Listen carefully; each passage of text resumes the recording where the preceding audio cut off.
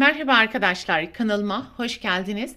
Bugünkü videomda yeni başlayanlar için kolay ve hızlı, özellikle yaz mevsiminde rahatlıkla kullanabileceğiniz çapraz portföy tığ işi çanta yapılışını anlatacağım.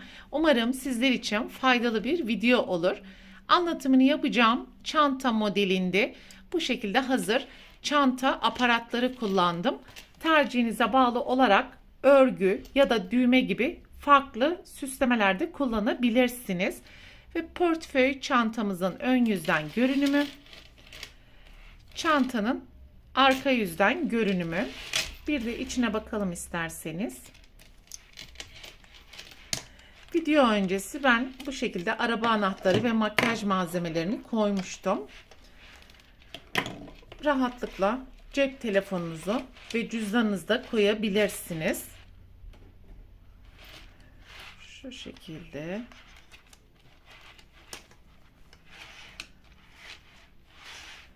Koyarak çantanızın ağzını da bu şekilde kapatabilirsiniz arkadaşlar.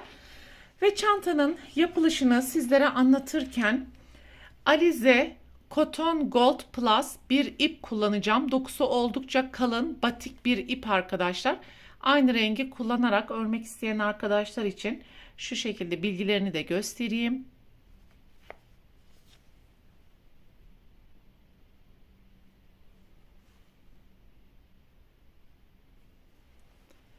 Ve tığ numarası olarak ise ipin kalınlığına uygun 3 milimetre bir tığ kullanacağız. Hazırsanız haydi çantanın yapılış aşamalarına başlayalım. Çantanın yapılışına ilk düğümü yaptıktan sonra çok sıkı olmayan 65 adet zincir yaparak başlayalım.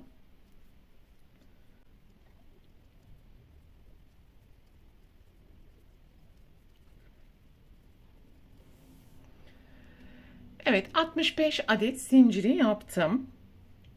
Ve 1, 2, 3. zincirden başlayarak yapmış olduğumuz tüm zincirlerin tepesine yarım trabzan yapalım sıra sonuna kadar.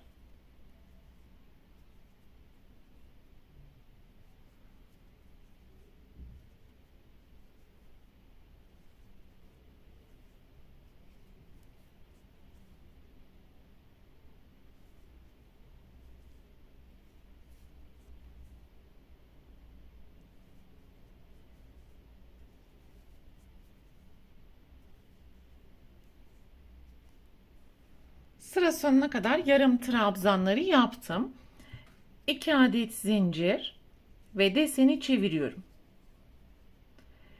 İlk boşluktan başlayarak ve tepedeki 2 ilmeği birden alarak tekrar sıra sonuna kadar yarım trabzan yapacağız. Ve burada yapmış olduğumuz yarım trabzan sayısı birinci sıradaki ile mutlaka aynı olması gerekiyor.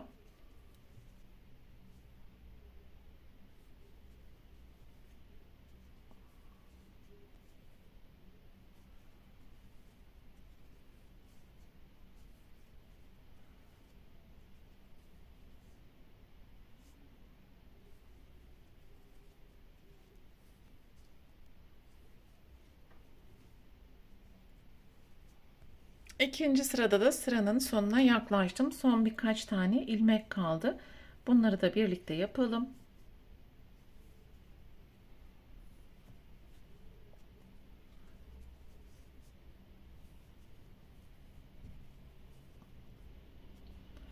Buradaki sıranın sonuna geldiğimiz zaman en sonki zincirin tepesine yarım trabzan yapmayı unutmayalım.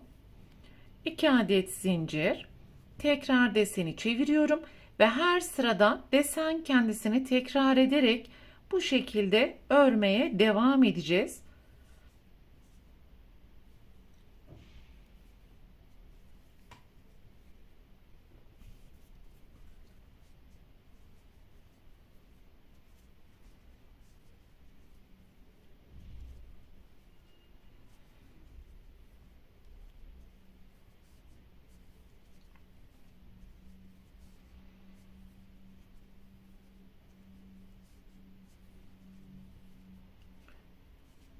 Sıra sonuna kadar yapmaya devam edelim.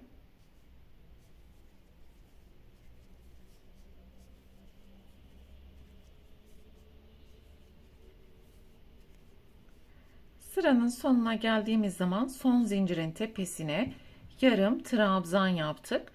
2 adet zincir, deseni çevirelim ve alt sıradaki işlemleri yapmaya devam edelim arkadaşlar. Burada çantamızın dikim aşamalarına geçmeden önce şu an yapmış olduğumuz ilk zincir çantanın yüksekliğini göstermektedir arkadaşlar. Şu şekilde yaptığımız zaman üstte kalan açık alan çantanın kapak bölümünü oluşturacak ve şu an örerek yükselteceğimiz yer ise çantamızın genişliğini ifade edecek. Yapmak istediğiniz çanta genişliği kadar örmeye devam edebilirsiniz. Evet arkadaşlar, batik ip ile dikdörtgen olacak şekilde deseni ben yükselttim. Dediğim gibi sizler tercihinize bağlı şekilde farklı sayılar ve renk kombinleri uyarlayabilirsiniz. Yapmış olduğumuz bu dikdörtgenin ölçülerini de vereyim. Kısa kenar 19 santimetre. Yapmış olduğumuz ilk başlangıç zincirinden itibaren uzun kenar ise 34 santimetre. Sıranın sonuna geldiğim zaman bir adet zincir yaptım ve son zincirin tepesine de battıktan sonra burada ipinizi koparabilirsiniz. Birleştirme yapacağımız için ben şu şekilde bir parça ipi açıkta bıraktım. Ve şimdi birleştirmeyi yaparken burada dikkat edeceğimiz en önemli nokta, ilk yapmış olduğumuz bir başlangıç zinciri şu şekilde üstte kalması gerekiyor. Tepe noktasında kalmamalı. Her iki yüzden de aynı görüntüye sahip olduğu için istediğiniz yerden birleştirebilirsiniz.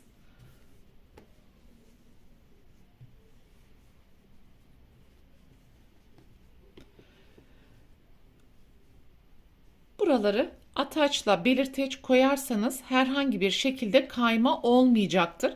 Hem sağ taraftan hem de sol taraftan tığ ile birleştirme ya da iğne ile birleştirme yapabilirsiniz.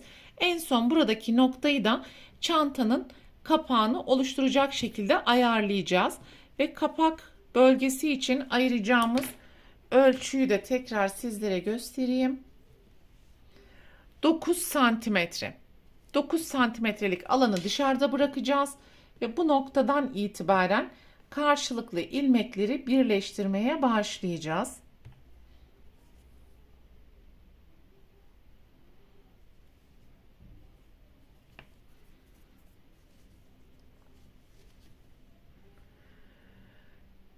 Tığ karşı tarafta iken hemen ön taraftaki ilmeğin içerisinden geçirip bir adet zincir yaptım ve ön taraftaki 2 ilmek tam karşıdaki 2 ilmeği birlikte alarak kaydırma yapalım. Sonraki ilmek ve arkadaki ilmek, tekrar kaydırma ve bu şekilde alt noktaya gelene kadar kaydırma yaparak devam edeceğiz.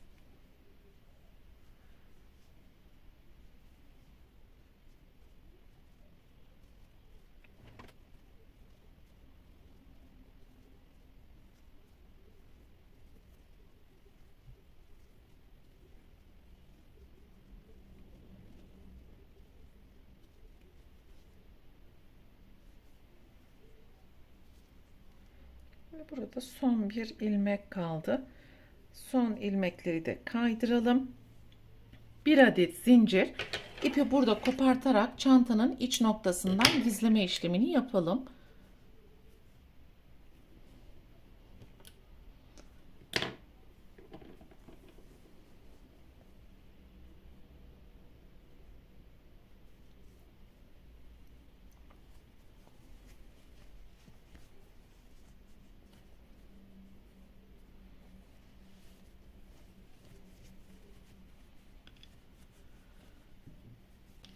Ve buradaki ilk kaydırmayı arka yüzden yaptığımız için ön yüzden yapacak olursak buradaki ters desenler arka yüze gelecektir. Her ikisinin de aynı yüzden olmasını istediğimiz için bu kez buradaki noktadan değil, daha uç noktadan başlayarak buradaki bölgeye kadar birleştirme işlemini yapacağız.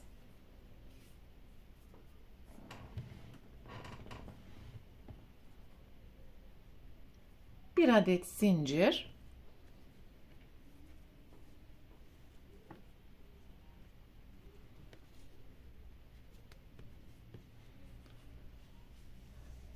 Buradaki bölgenin özellikle kaymamasına dikkat edelim.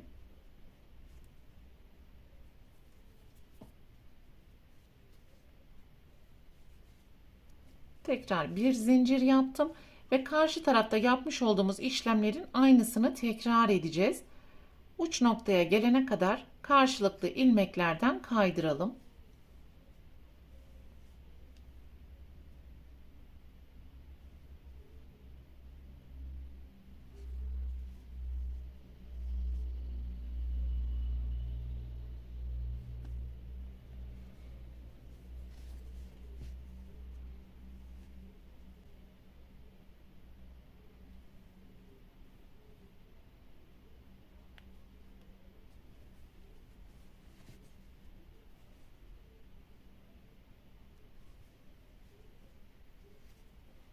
Çantanın diğer bölümünde de sıra sonuna kadar kaydırma yaparak ilerledim ve en son bir adet zincir yaptım. Arka taraftaki son zincirin içerisinden de tekrar ilmek almayı unutmayalım. Ve en son burada ilk başlangıç zincirinin ipiyle bitiş ipini birbirine bağlayarak arka taraftaki ilmeklerin arasından gizleme yapabilirsiniz. Buradaki ip de dahil.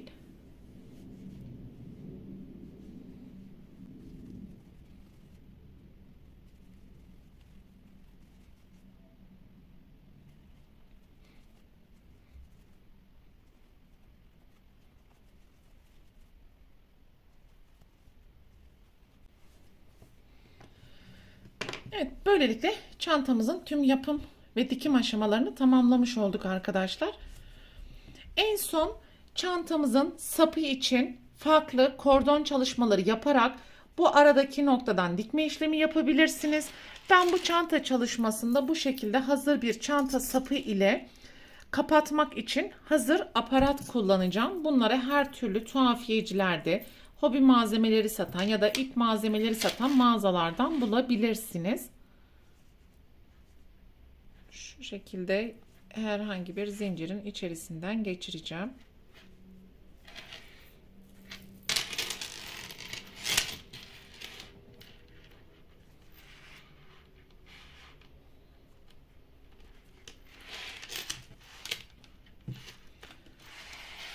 Evet, görmüş olduğunuz gibi gayet şık oldu. Burada kullanacağımız hazır aparatları da şu şekilde göstereyim size. Bakın, arkada çivi şeklinde 2 tane bölme var. Bu bölmeleri örgünün içerisinden geçirerek rahatlıkla monte edebilirsiniz. Şu şekilde buradaki noktaları açıyoruz.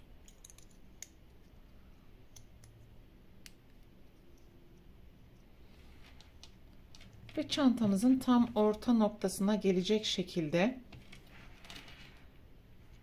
örgünün içerisinden elinizle bastırdığınız zaman içindeki çiviler çantanın iç kısmından çıkacaktır. Ve buraları da elinizle tekrar kapattığınız zaman, şu an tam sıkıştırmadım. Videodan sonra sıkıştırma işlemini yapacağım arkadaşlar. Burayı yaptıktan sonra aynı hizaya gelecek şekilde burada da bakın diş şeklinde çiviler var. Bu nokta içerisinden geçirerek arasını birazcık açabilirsiniz. Bunlar da her şekilde esniyor. Bunu da buradaki nokta içerisinden aynı şekilde sıkıştırarak çantamızı bu şekilde monte etmiş olacağız. Bu videoda anlatacaklarım bunlardan ibaretti. Umarım sizler için faydalı bir video olmuştur. Sonraki örgü eğitim videosunda görüşene dek lütfen kanalıma abone olarak videomu beğenmeyi unutmayın. Hoşça kalın.